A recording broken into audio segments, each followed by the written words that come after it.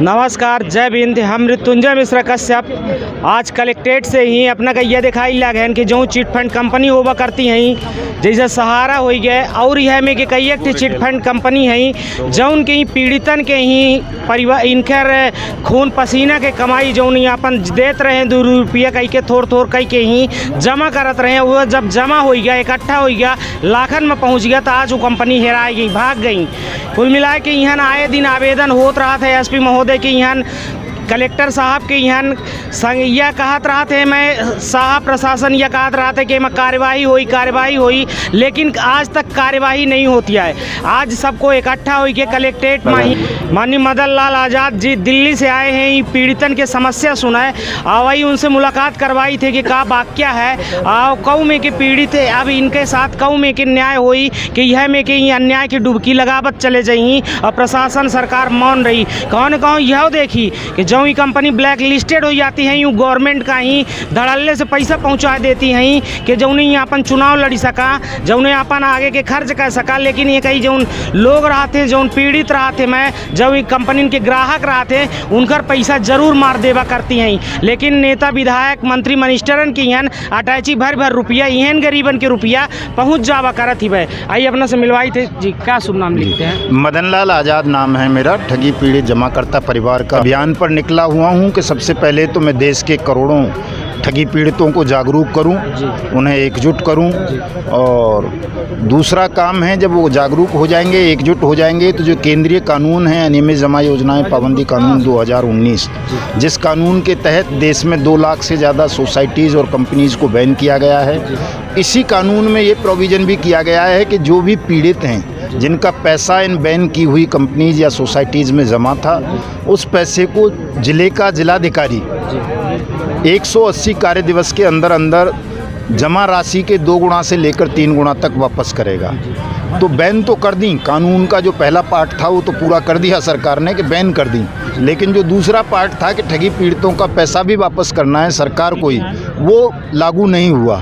लेकिन कहो न कहो यह रहा कि जो इनका रेगुलेटर होगा करते, जिस IRDA से जो संबंधित है या कि सेमी से संबंधित है, तो ये रेगुलेटर तो इनसे पहले कस्टमर के पैसा रखवा लेते रही हैं कि यह पैसा रखा कि कल कौनो कंपनी अगर यह में के भाग जाती हैं तो जो नहीं ये रेगुलेटर कस्टमरन के पैसा वापस कर। रेगुलेटिंग अथॉरिटी जो है देश में, ये जो इस तरह की कंपनी भागी हैं, चाहे वो टोगो रिटेल मार्केटिंग हो, PACL हो, सहारा हो, या और जो दूसरी कंपनी है, बाइक बोट है, समृद्धा जीवन है, साईं प्रसाद है, विश्वकर्मा है, HBN है, साईं प्रकाश है, बहुत सारी हैं, मतलब मैंने बताया 2 लाख के लगभग हैं। ये रेगुलेटेड नहीं थी।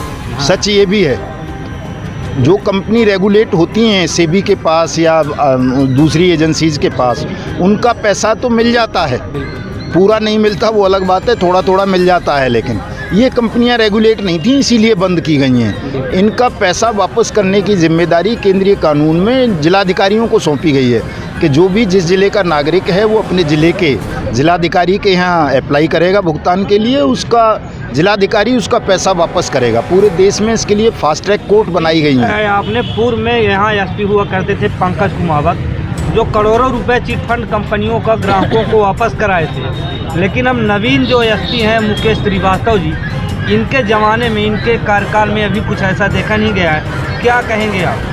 नहीं, देखिए, या तो अधिकारी की लापरवाही है या करप्ट होंगे अधिकारी।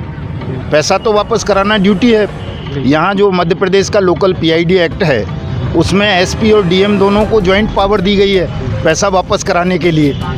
लेकिन हो सकता है ये जो नए वाले अधिकारी आए हों, इनकी रुचि ना हो, कोई और इंटरेस्ट हो इनका, लोगों के प्रति अपनी जिम्मेदारी का निर्वहन नहीं कर रहे हों। हम इसीलिए आए हैं कि प्रशासन को भी जागरूक करें कि वो अपनी जिम्मेदारी जो है कानूनी कार्रवाई करने की मांग करेंगे। बट एक्ट में ये प्रोविज़न भी है कि अगर कोई सक्षम प्राधिकारी या कोई सरकारी अधिकारी एक्ट की अनुपालना नहीं करता है तो उसकी शिकायत करें आप, उसके खिलाफ शासन कार्रवाई करेगा। तो अभी आपने प्रशासन को सूचित किए? हाँ, प्रशासन को सूचित किया है, ज्ञापन दे दिया है और प्रशासन ने आश्वासन दिया है। वो कह रहे थे कि साहब हम तो पहले से ही कार्रवाई कर रहे हैं और जो रह गई हैं टोगो रिटेल मार्केटिंग जैसी कंपनी, उन पर अब कर देंगे। तो क्या लगता है कि ये जो परिवार है, इतने लोगों को तो न्याय मिल पाएगा? कहीं ना कहीं लोगों के बच्ची के शादी के पैसे नहीं मिल पा रहे हैं, लोग उसमें भी परेशान हैं। देखिए, न्याय तो ज़रूर मिलेगा। देश हमारा देश लोकतांत्रिक है और कानून से संचालित होता है, और जब कानून बन गया है कि इन सबका भुगतान होगा तो होगा। देर लग सकती है थोड़ी बहुत, ये हो सकता है। घोषणाएं, आश्वासन तो कई बार शोषित पीड़ित जनता को दिया गया, लेकिन उनको सिर्फ आश्वासन ही बस रह गया। सर, ये केवल आश्वासन नहीं है। इस बार जो आश्वासन मिला है, तो आपको क्या लगता है वाकई में न्याय नहीं मिल पाएगा? सर देखिए, दो चीज़ें होती हैं, एक तो नेता घोषणा कर दे या आश्वासन दे, और एक बाकायदा कानून बन जाए। तो ये केवल आश्वासन या घोषणा नहीं है किसी नेता की, ये बाकायदा पार्लियामेंट ने सर्वसम्मति से कानून बनाया है। भुगतान प्रत्येक ठगी पीड़ित जमाकर्ता का अधिकार बनाया गया है। तो जैसे RTI एक्ट है, या फूड सिक्योरिटी बिल है, या और दूसरे इस तरह के हैं, DV एक्ट है, बहुत सारे हैं, 13-14 कानून हैं। उन्हीं में से एक कानून ये भी है। तो आज नहीं तो कल इस कानून की अनुपालना सुनिश्चित होगी। कोई अगर मान लो अधिकारी कानून को नहीं मानता है, कहते मैं नहीं मानता, तू जाकर क्या कर ले, तो स्पेशल कोर्ट बनाइए। हर जिले में लोग स्पेशल कोर्ट चले जाएंगे, हाई कोर्ट चले जाएंगे, सुप्रीम कोर्ट चले जाएंगे। जब एक्ट बन गया है तो उसकी अनुपालना होगी। हमें निराश नहीं होना चाहिए, सबको न्याय मिलेगा, सबका पैसा मिलेगा। लोग जागरूक हों। समस्या ये भी है ना कि लोग जागरूक नहीं है। जब व्यक्ति जागरूक हो जाता है, पीड़ित, और लड़ता है, तो न्याय प्राप्त कर लेता है वो कैसे भी ना कैसे करके। और आप जागरूक नहीं है, लड़ेंगे नहीं, तो सब लाख कानून बना लो, लाख अच्छी सरकार ले आओ, फिर भी नहीं, आप जो है दुष्टात्माओं से मिलके भी लोग अपना अधिकार छीन लेते हैं। हाँ, जब कोई कानून नहीं था देश में, दुनिया में, तब लोगों ने लड़े और अपने अपने अधिकारों को प्राप्त किया। ये देश सैकड़ों साल, हजारों साल मुग़लों का गुलाम रहा, 250 साल अंग्रेज़ों का गुलाम रहा, उससे पहले किस किस का, लेकिन लोग लड़े, आज़ादी के लिए संघर्ष किया। तो ऐसा दिन भी आया कि हम जीते और देश आज़ाद हुआ। तो ये भी एक तरह की दूसरी आज़ादी की लड़ाई है। 20 करोड़ ठगी पीड़ित हैं देश में, उनको इस गुलामी से, इस जिल्लत से आज़ादी दिलाने के लिए थोड़ा सा संघर्ष तो करना पड़ेगा, थोड़ा समय लगेगा। ऐसा नहीं है कि ये सब कोई गुड़ का पुआ हो और तुरंत बन जाए और तुरंत खा लो, ऐसा नहीं है। बड़ी विकट समस्या है। मतलब 20 साल से, 1978 से लोगों के साथ लगातार चीटिंग होती आ रही है, ठगी होती आ रही है। कोई कानून नहीं था, कोई उनके धन की वापसी का, पुनर्भुगतान का। पहले कानून बनाने के लिए संघर्ष किया है, अब कानून बन गया है, लागू हो गया है, तो अब उसकी इम्प्लीमेंटेशन नहीं हो पा रहा है। तो हो जाएगा, लेकिन धीरे धीरे। मैं तो सभी से कहता हूं कि आप लोगों को मिल के लड़ना चाहिए। लोकतंत्र है, जनता मालिक होती है देश की, और जनता मिल के लड़ेगी, कोई आवाज़ उठाएगी, वो भी न्यायपूर्ण मांग, तो उस मांग को अनसुनी शासन भी नहीं कर पाएगा, प्रशासन भी नहीं कर पाएगा। लेकिन देखा यह जाता है, ये भी देखा जाता है कि जो ये कंपनी के मालिक होते हैं, ये कहीं ना कहीं किसी मंत्री मिनिस्टर के रिश्तेदार निकलते हैं। रिश्तेदार नहीं, वैसे सच्चाई तो ये है पत्रकार महोदय कि जो सरकार में बैठे हुए हैं वो खुद भी ठगी हैं। बिल्कुल सच्चाई है ये। आप तो केवल रिश्तेदार कह रहे हैं, मैं तो ये कहता हूँ कि जो शासन और प्रशासन में बैठे हुए लोग हैं वो ठग ही हैं। लेकिन वो ठग हों या राक्षस हों या शैतान हों, हैं वो जनता के नौकर। जिस दिन मालिक जाग गया, उस दिन नौकर को जूती साफ करनी पड़ेगी जनता की। सीधी सी बात यह है, जिस काम के लिए जनता ने उसको नियुक्त किया है, वहाँ जनता आज तो भगवान मान लेती है कि कोई मंत्री बन गया, सांसद बन गया, विधायक बन गया, या DM SP बन गया, तो उसको मालिक मान लेती है जनता। लेकिन जब जनता को ये पता चल जाए कि ये हमारा नौकर है, तो यही जनता उसको उसके कर्तव्यों का एहसास करा देगी, और उसको अपने कर्तव्य का पालन करना पड़ेगा। नहीं करेगा, कान पकड़ के कुर्सी से उतार देंगे। जनता में इतनी ताकत भी तो है।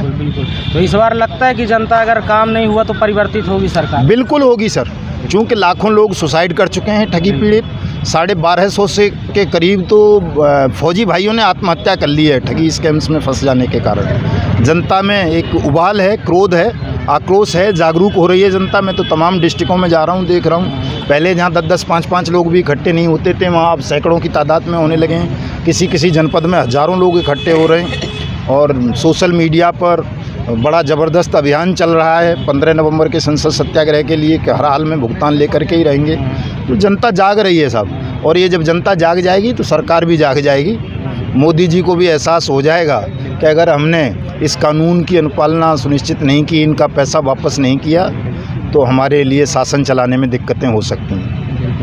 क्या कहते हैं कि क्या उम्मीद है कि आने वाले टाइम में पैसा मिल पाएगा लोगों को? उम्मीद है सर, इसीलिए तो हम लोग इतना भीड़ इकट्ठा किए हुए हैं, और यही आशा लगा करते हैं सर कि तो लड़ पाएंगे भ्रष्टाचार के। बिल्कुल, मदन लाल जी के साथ में हैं हम लोग, और आप संघर्ष कर रहे हैं और साथ में हैं, तो उम्मीद है सर कि हम लोगों का पैसा वापस होगा। चलिए, बहुत धन्यवाद।